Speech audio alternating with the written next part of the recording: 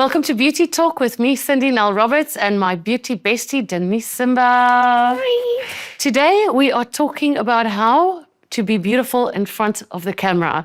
Social media and taking photos of ourselves have become a very big part of all of our lives. And now everyone is a model and everyone is an influencer. We want to know how we can look our best and what does it really take. Our expert in studio, joining us, internationally acclaimed photographer specializing in beauty photography.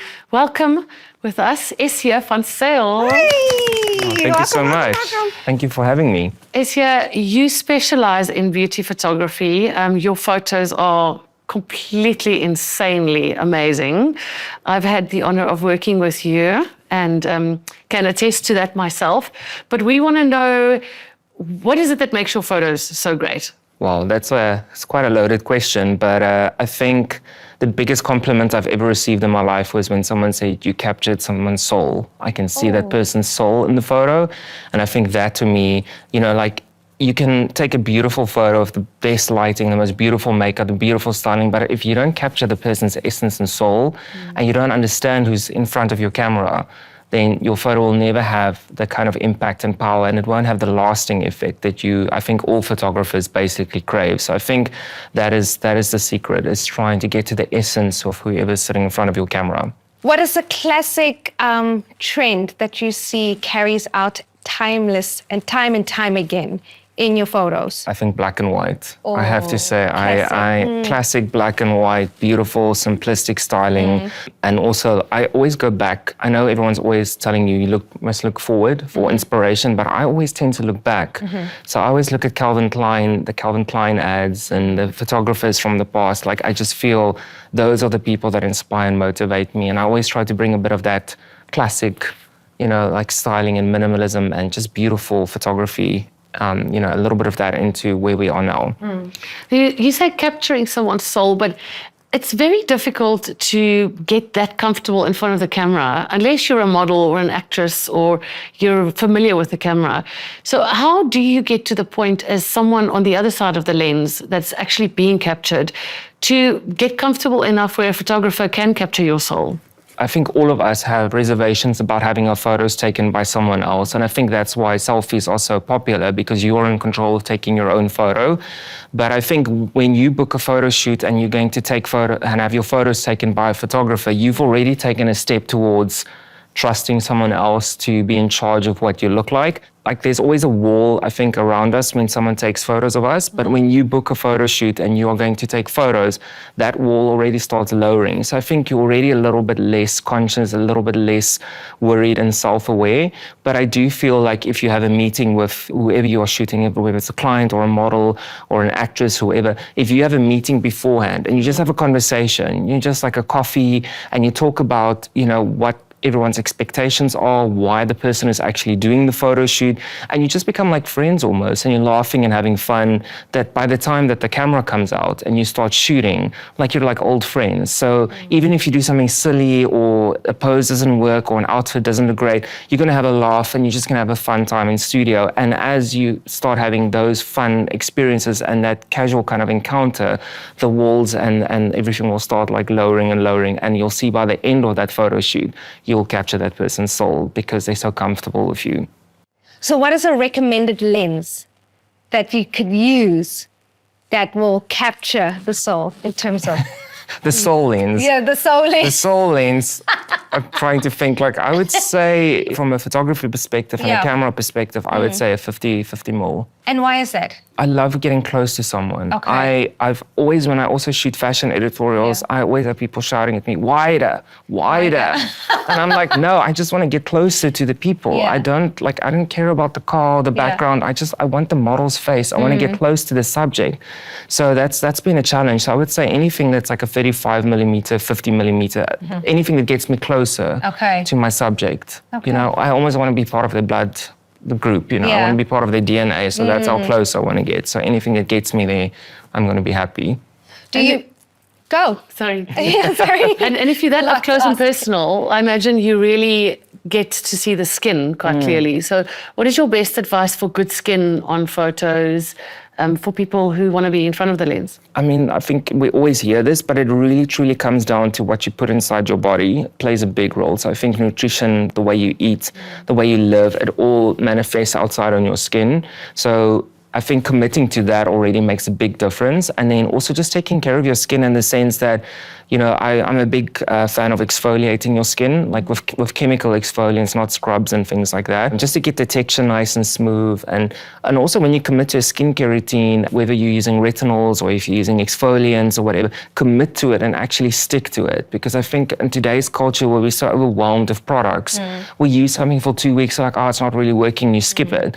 But it takes a little bit longer to see that. And the more you commit to a skincare routine and an overall health routine, your skin will look beautiful, you know, for a photo shoot. And also less is more, you know, so keep it simple, use things with multi-functional purposes, and and then you'll get good results. And also sunscreen, just please use sunscreen.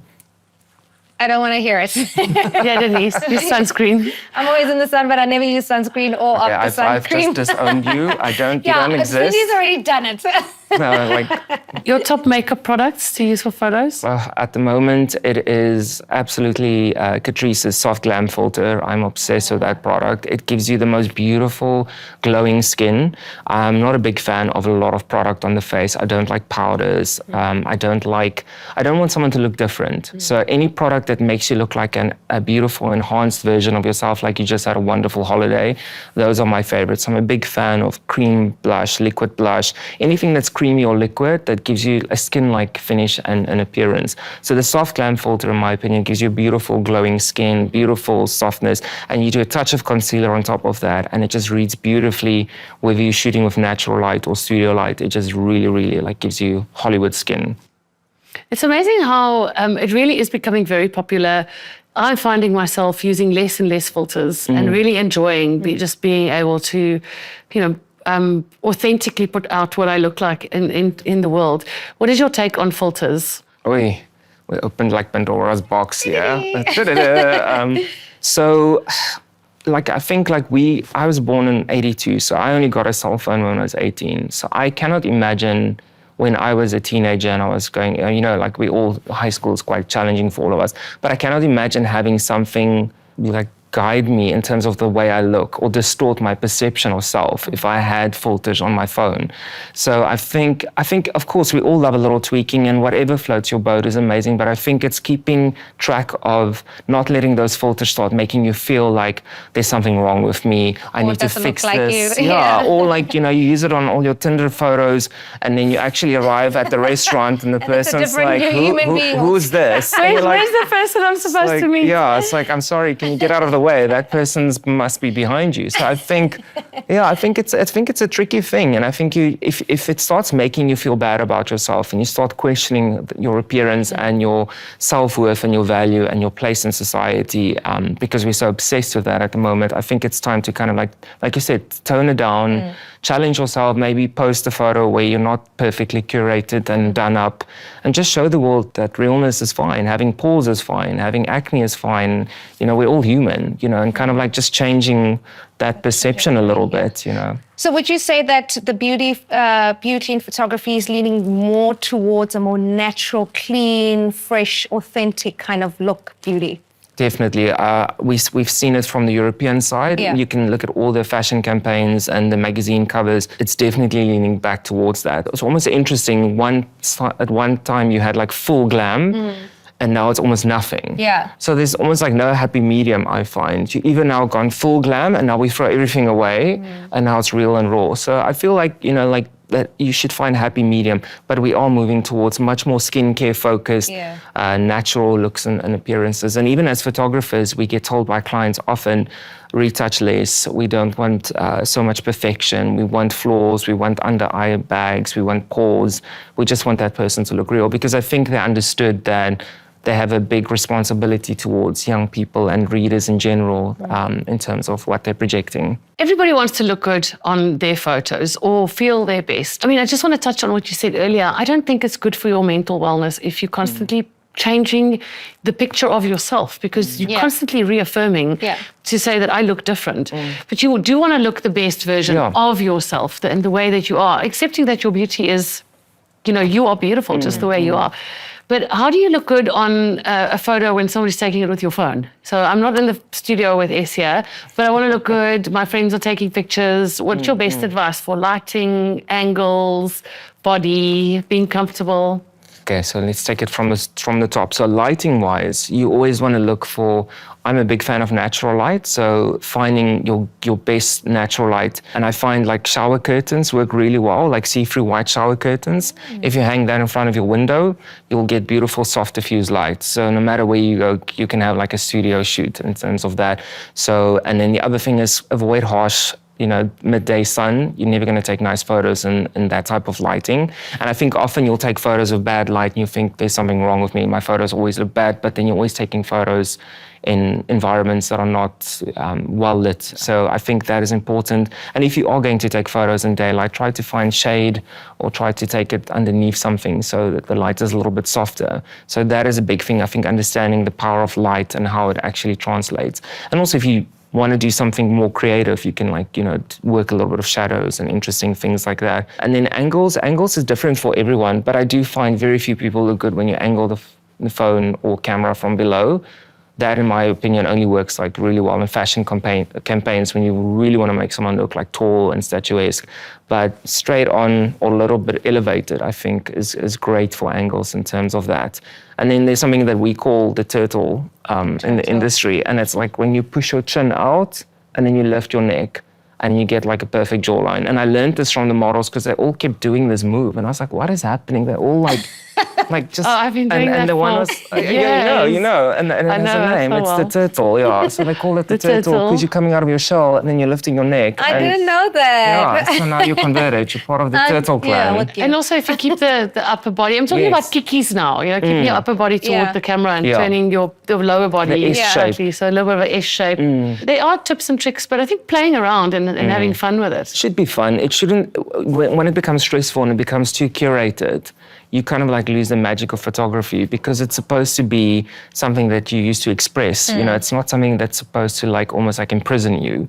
And I think that pursuit of perfection and youth and having this curated existence kind of like stops you from playing. So it's very important, like you said, play around, find out what angles work, find out which ones don't work. If you take a really bad one, make fun of it, post it and say, this is really not a good angle for me. Who else has this problem? And it kind of like creates like community around like what works and what doesn't work. And you'll realize that everyone is going through the same challenges and struggles in terms of expressing and capturing themselves. What definitely doesn't read in people when you're shooting them? Like what doesn't work? Yeah, what doesn't work, what doesn't read on camera. I mean, you've worked with a lot of people, but I'm sure there's that one factor maybe, I don't know. Is it even possible because you work with so many people? It is possible, and people are going to hate me for this, but I hate lashes. I agree for photos because they make your eyes look narrower. And I don't know, they hardly ever work on photos. You get people who rock them so well, but I find when people book a shoot, the first thing they do in the makeup artist, not all makeup artists, I mean, there's incredible. Or they go for false lashes. They go for permanent false lashes. And that person has never worn lashes before. For that. And now they have these lashes on. These things weigh like 4 kilograms to that person. And now they're trying to look their best, and the eye is just like struggling to stay open. It makes you look older. And there's always one lash that comes loose. And you don't see it in the photos, and you go home, you download the photos, and then the one lash is there, the other one is over there. And this person is so excited about this beautiful moment. And that's why I said stick to what works for you. I mean, like I said, a lot of people look amazing with them. Yeah. But in my experience, if you're new to a photo shoot or if you're trying something new, just curl your lashes, put a lot of mascara on, you'll get the same effect, and you're not gonna have to worry about like having. What are the settings we have to put on our phone when we take photos? Just quickly. Like I'm on a Samsung, so I usually do the blurred background one. That one works really well for portraits. So I think it's called portrait, the portrait setting. Portrait works really, really well. Yeah. So that one is always a good one. And then there's like an amazing app called Prequel, I don't know if you've ever worked with that. I don't know if I'm allowed to No, promote no, tell us everything. Say it again. Yeah, so Prequel is Prequel.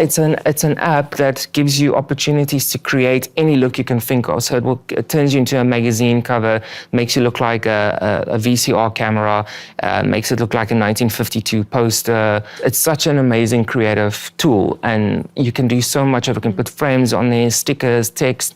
So I think from an expressive point of view and creativity, it really opens the door to like changing a selfie into something that is artistic and tells a little bit more about you. Noted. Okay, guys, well, what is your go-to pose for photos? Denise? I'm gonna start doing the turtle. I just need to do that. There I'm you gonna go. need to You gotta practice do it, that. but, Shit, yes. but I'm turtling it out. Yeah, you've got a bit of a blue steel thing going on. I do. I've like this side of my face just works better. I've tried the other side. I tried to be an equal opportunity offender, but it's just the right side is where it's at. So you're like pushing it forward, turtle, and then just looking back and then doing a bit of it. I always do like a little bit of a funny face because I feel like you have to kind of like cheese it up a little bit because otherwise you're too blue steel. So a little bit of a smirk or like frowning or sticking out your tongue just makes you look a little bit more approachable and real, you know. Well, that is 'cause not the photos I've seen of you, but I'll keep a lookout. but see, I'm also working on that because, yeah, like I think you also fall into like this is what I do and this is what I do on all the pics. So I'll work on all angles. But and all of that. it's pretty impressive to see someone who lives behind the camera who looks like they could be in front of the camera. I gotta say, I gotta give it to you. Ja, is mooi. Well, guys, it's many years of braces and a lot of Accutane got me here. Trust me, high school was not smooth. about life. Yeah, late bloomer. Yeah. So yeah, so thank you. I'll take that. Thank you. Thank you, Denise. Brilliant. Thank you, guys. That's it for Beauty Talk. We have had a lot of fun with you. We hope you've learned a lot and stay beautiful.